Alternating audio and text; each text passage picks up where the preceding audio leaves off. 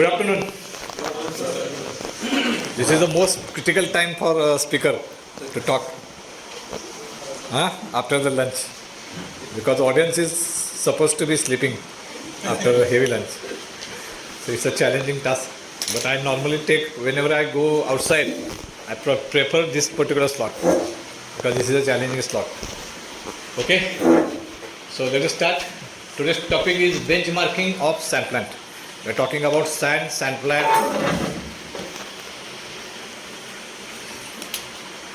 So content, why silica sand properties, sand additives, bentonite and coal compounds, sand mixing cycle, sand properties, what happens to melt when metal enters in the mold, factors affecting casting surface finish, and guideline on sand control. These are the content we are talking today. So initially we start with the silica sand properties. Mainly silica sand properties having AFS number, sieve distribution, it should be single peak, and clay content. These are the main four properties which we are looking for. First one is AFS number, sieve distribution, it should be single peak, and clay content. Clay should be as low as possible. Why silica sand? We are using silica sand. The first question is why silica sand? Why are you using only silica sand and not other any sand? Correct, no? Yes. So the answers, there are many reasons. Number one is availability. The availability of silica sand is plenty. It is available on seashore. There are many mines, so availability is plenty. So you can use it in a good volume. Secondly, it is thermally stable. It is thermally stable. So heat transfer is not much. So it is thermally stable.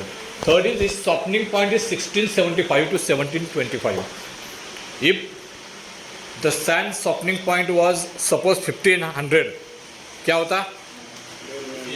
हम 1500 के ऊपर अगर pouring करते तो fusion will be happen. So as the softening point is 1675, the fusion does not happen, and that is why we can able to get good casting. So softening point is another reason. Next one is chemically inactive, because we are using many binders and resins, so it is not affecting sand because it is chemically inert, rather inactive. It is reusable.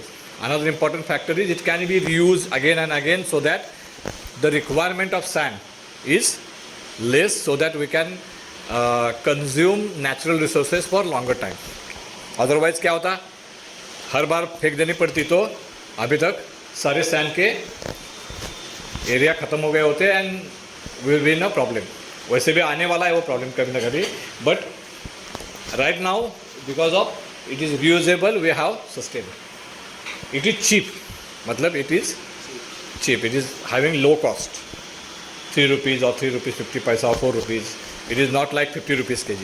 So it is cheap, so commercially it is viable for using. Next one is non-hazardous and non-toxic. हाथ में लिया या अपने शरीर को कुछ touch हुआ तो कोई उसका इम्प्लीकेशन हमारे शरीर के ऊपर या इसके ऊपर नहीं होता है. So it is non-toxic and non-hazardous. So you can touch it, we can use it in our daily routine.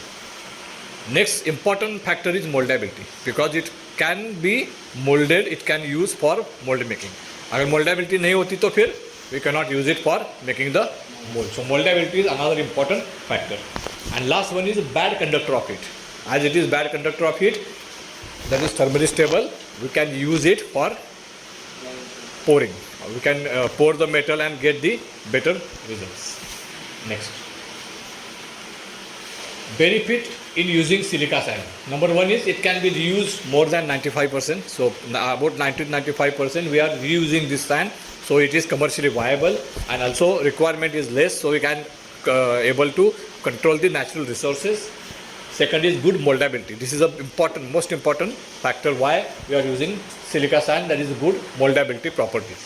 Next one is non-hazardous, non-reactive, can be used for bulk production. This is another important factor. It can be used for bulk production. ऐसा नहीं कि दिन में एक mould बना लिया, 2 mould बना लिए. We can get even 100 molds per hour. So that kind of productivity can be get through this sand. So it is used for bulk productivity. Cheap and provides collapsibility of mold. That is another important.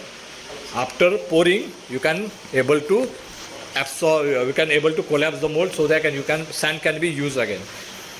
Some sand cannot be collapsed, like for example CO2 sand, it is not collapsible. You have to use some collapsible agent or breakdown agent to get it collapsible. But normal green sand, it is a collapsible, so you can use it, reuse it again and again, more than 90 or 95%. Next. So these are the very general thing I just want to share with you, because somebody ask you why you are using silica sand. So you should be able to understand. Next one is AFS. AFS should be